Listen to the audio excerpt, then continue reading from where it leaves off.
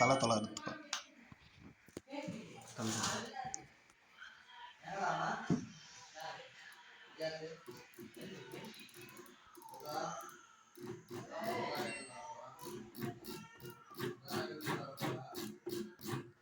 High every one, நம்ம இன்றைக்கி பார்க்க போகிறது எல்ஜியில் front load washing machine. Front லோட்லேயே இது வந்து இன்வெர்ட்டர் மாடலு. ஸோ அதனால் ஐபிஎம் போட்டிருப்பாங்க.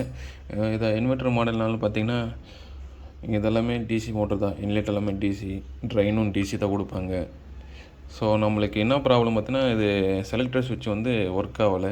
ஸோ நம்ம இந்த செலக்டர் சுவிட்சு தான் ஒர்க் பண்ணி கொடுத்துருக்கோம்.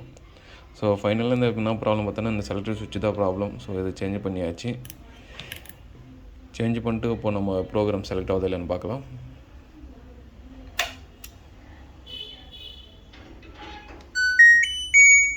ஏன்னா நம்மக்கிட்ட வயர் கிட்ட இல்லாதனால டக்குன்னு பி எரர் வந்துடும். பட் அதுக்குள்ளே நம்ம செலக்ட் பண்ணி பார்க்கலாம்.